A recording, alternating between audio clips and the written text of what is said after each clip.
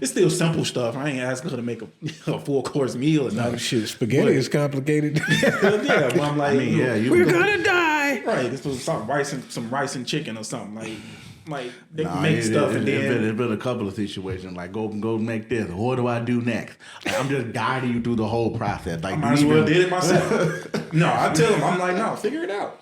Like they be asking, then it frustrates me, and I have to stop myself from getting frustrated when they ask, like when they do that. Like they gotta ask for every single step. It's like, okay, what do I do now? Okay, go do this. All right, and then they come back and like, hey, okay, I did that. What do I do now? I'm like, no, figure it out. You got an attention span of a goldfish. I was like, figure that shit out. I still do that shit. Jack, you telling me shit. All right, now what? Like, nigga, it's a hot dog. Like, you fucking put it in the water now. How long? I definitely remember like how you got that your stove cooking and you looking like I'm looking at the stove like the fire is way too high. You're burning the food. No, I'm not. You don't see all that smoke coming out the stove. Flip it over. Add a little water or something. But no, it's just like could you imagine like having a call after 9 o'clock at night just to get an unlimited call? I mean, you only got 500 texts.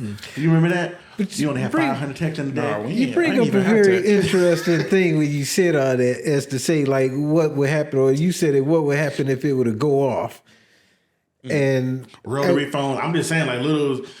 Going backwards or going off? No, I'm just giving a hypothetical. Hey, the grid is down. We got to go back to the first platform to where all this other stuff is not working anymore for a while, and now you got to figure it out. How difficult was it for you when you had to go somewhere and you didn't have Google Maps? You had to actually know how to get there, or your mom showed you how to get there first, and then they say, "Remember, take the number 6 bus downtown." Remember, your ass gonna get lost. Then you take this bus, and then did you ever get lost? How do you think these kids nowadays? That's how I know Chicago, because I got lost so many times. I mean, I think it would take adjustment, of course. Yeah, we ain't trying to say y'all got Oh, y'all niggas might be fucked up.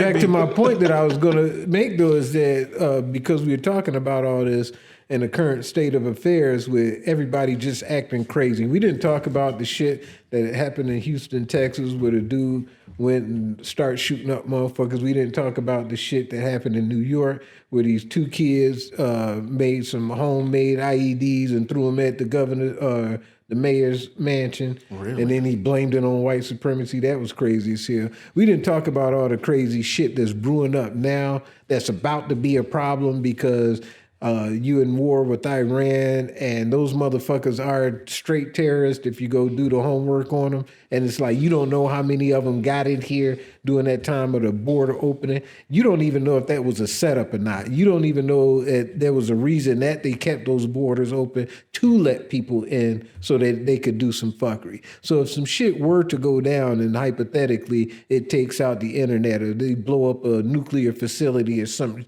they gotta shut shit down. The people are fucking screwed. Yeah, that's what I said. I'm like, we all gonna be screwed though. Oh yeah, like, no.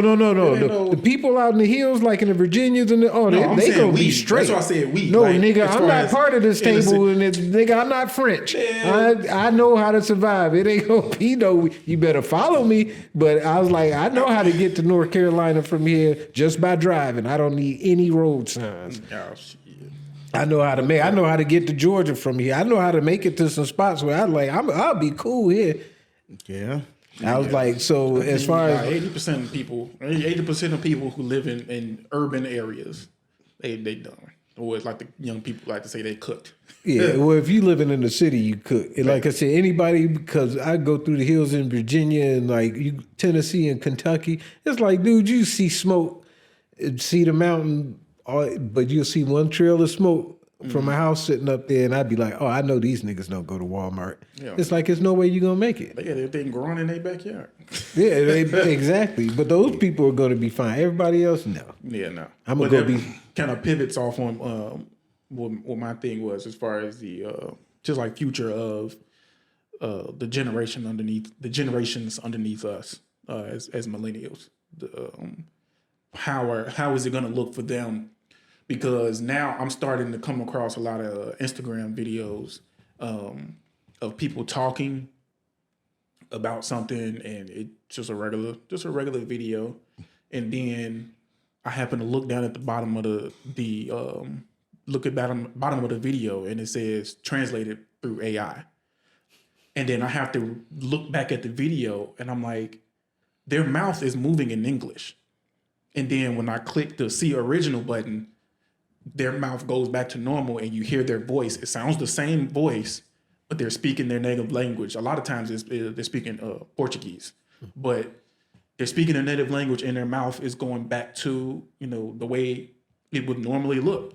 So it's just like AI has gotten to the point they're translating videos and changing the mouth. So their mouth looks like they're speaking English. Like I said, I didn't even know that this was just a regular old English video, just like a regular American person or somebody speaking English, talking about whatever they're talking about. I was completely unaware of that. I just started seeing this week, actually. I don't know how long it's been out, but I just started seeing it this week. And it's been on like four separate videos where somebody was speaking Portuguese. I think three of them were Portuguese, and the other one was like a South Asian language, probably like I don't know, like one of the Asian countries where they got brown people. Like it was one of those countries.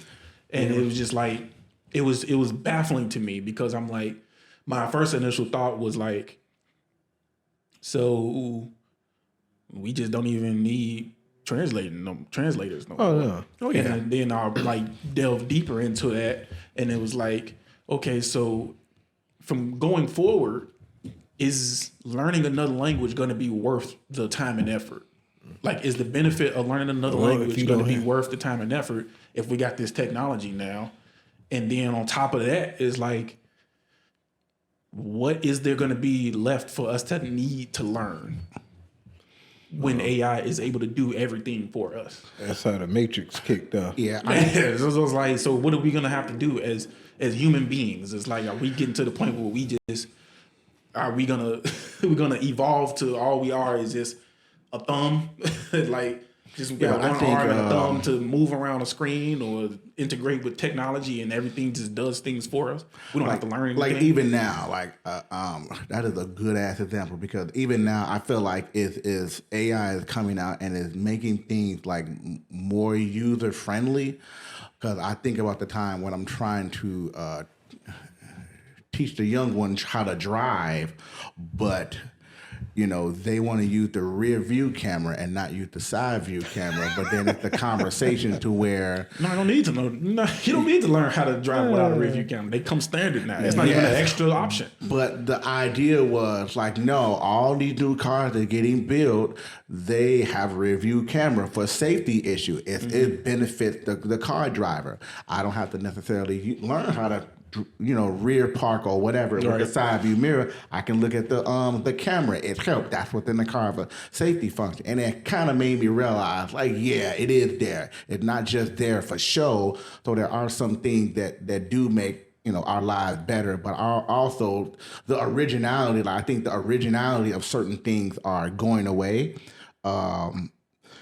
Is that a good thing? I would say yes and no, but then it's like, what are you using it for? Are you using it to be more lazier? Not wanting to learn certain things, because it's not going to get rid of it's not going to change the fact that, hey, you still need nurses to know how to put a needle in your arm. Right. You can't do that shit.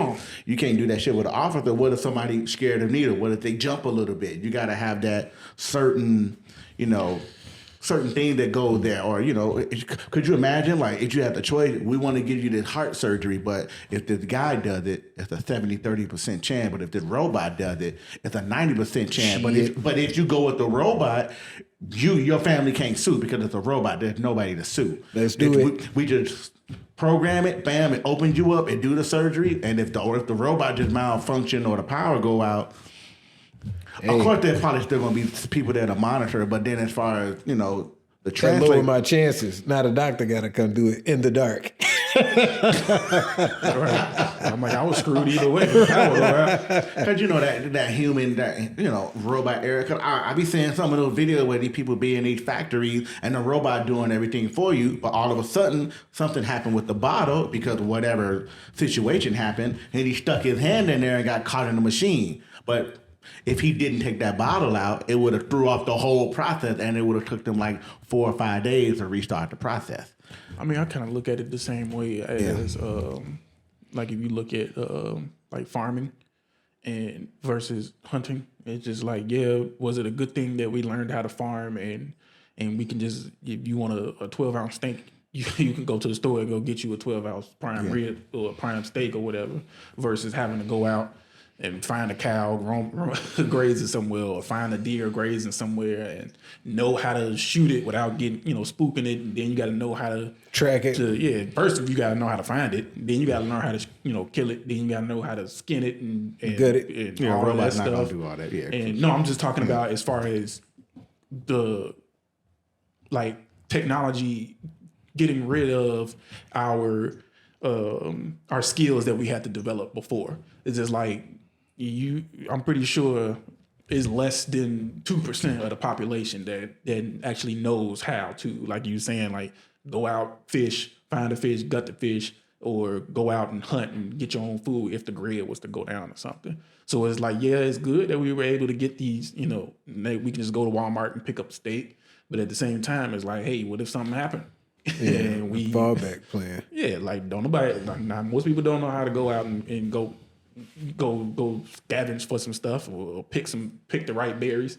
It's like, who get killed by a fruit? Like, come on. Hey, shit. Hey, you be surprised. I'm saying you can get killed by a fruit. Right? Yeah, you definitely the berries can. be And looking then, good until you motherfuckers start puking up green shit like, and then the idea that I guess whatever study they're doing, I forgot what study it was, is that certain jobs are getting eliminated by AI, or a lot of jobs, but it's going to drive up the value of the hard jobs or the other job that AI cannot do, and it's going to make those jobs way more valuable in the world.